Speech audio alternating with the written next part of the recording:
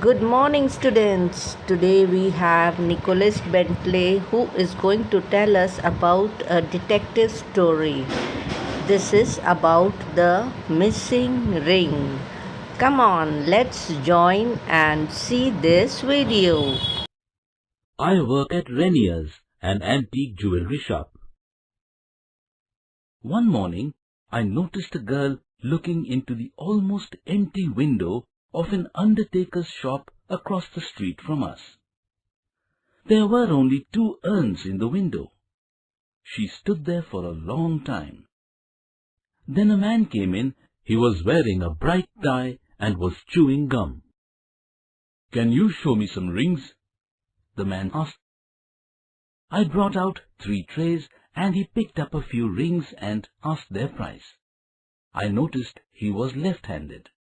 One of the rings had diamonds and rubies set in the shape of a flower. "Can I see some more rings?" I turned to get another tray from behind me, but before I put it on the counter, I noticed that the diamond and ruby flower ring was gone. "If you give me the flower ring, sir, I'll pack it for you," I said. The man said, "I don't have it." I asked Ms. Suskind. She went to fetch Mr. Renier.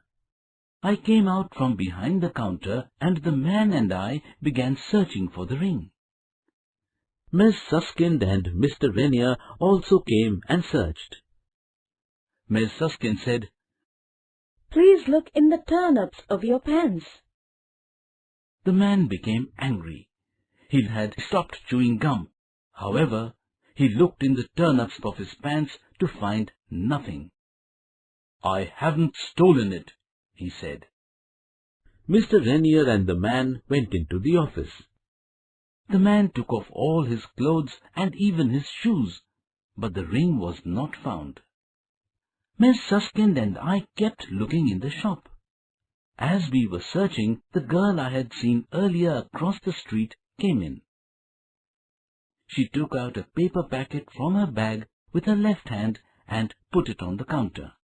It had a cheap brooch that she wanted mended. "Can you repair this?" she said. "We don't do repairs," I told her. As she moved to put the paper packet in her bag, it fell on my side of the counter. Just then, Mr. Renier and the man came out of the office.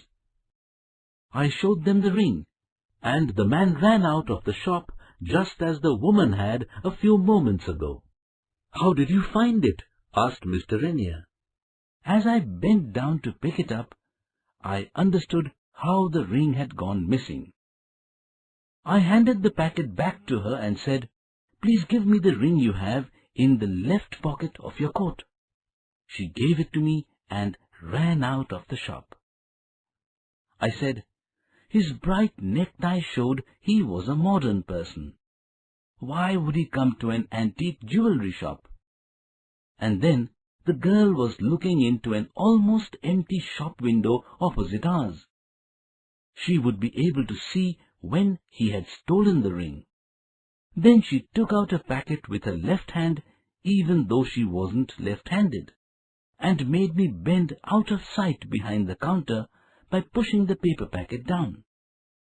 When I bent down, I remembered the chewing gum had disappeared.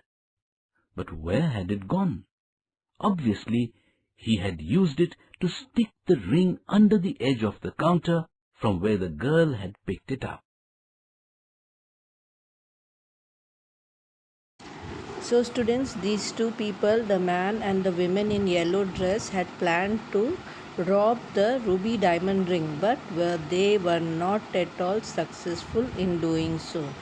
Now students, hurry up and do the book exercises. In the grammar section, attempt the clause, main clause and the subordinate clause, identify them, and then the vocabulary section, and then you come to the writing the invitation. So the points you have to keep in mind: the reason for inviting, who is being sent to, who is sending the invitation, where it is taking place, the time of the event, contact details, and other important details of the event.